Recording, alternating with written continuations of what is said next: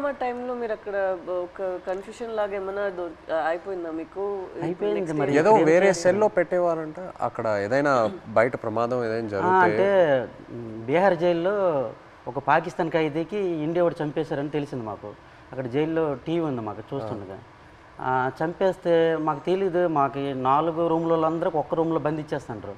బ్యాగులకి నైన్గా పట్టుకొని ఒక రూమ్లో తీసుకెళ్ళి ఇంకోటి బాంబే చేస్తారు, మనం చంపేస్తారని అంటాడు ఇంకొకడు. చాలా భయం వేసేస్తుంది.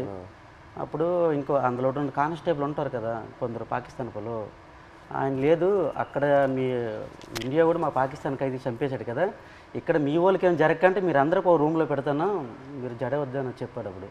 అప్పుడు కొద్దిగా ఊపిరి పీల్చుకున్నాం. అలా జరిగింది. అండ్ మీకు జైల్లో ఇప్పుడు డబ్బుల్లా ఇప్పుడు ఈ ఉత్తరాలు పంపించడానికి ఆ అమౌంట్ ఎలా మీకు వచ్చేది? పెన్నుల మీద పేర్లు చేస్తాను నేను. ఒక్కొక్కరు ఒక్కొక్క పని నేర్చుకున్నాం. నాకైతే 2 వారాలు పట్టింది టైం. ఓకే.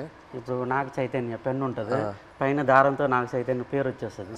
కింద సాయిపల్లి అంటే ఒక పెన్ను మీద 2 పేర్లు రాస్తే 2 పేర్లకు 200 ఇస్తారు. ఒక పేరు అయితే 100 రూపాయలు ఇస్తారు. అలాగే రోజుకి 5-6 పెన్నులు అలా చేసేవాడిని. ఆ పెన్నులు వాళ్ళకి ఇస్తే ఖైదీలు ఏడు చేస్తారు, వాళ్ళకి బెయిల్ మీద వెళ్తారు కదా కోర్టుకి, వాళ్ళ ఫ్యామిలీకి ఇస్తారు కదా.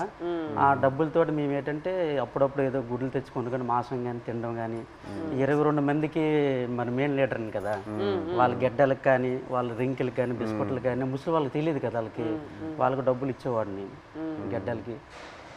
సో ఒక్క ఉత్తరం పంపించడానికి ఎంత ఎంత అయ్యేది మీకు? ఎంతంటే ఒక 200-300-500 అంటే మా డబ్బులు ఉండవని తెలిసి ఏవో ఖర్చులు మట్టుకు పనులు చేస్తుంటాం. వాళ్ళకి ఇచ్చి అలాగే. అంటే ఎన్ని పేజీలు రాయొచ్చు ఒకసారి? ఎన్ని పేజీలు పంపించచ్చు ఉత్తరం? అంటే వైట్ పేపర్ మీద రాసి లోపల కవర్లో పెడతాం మేము.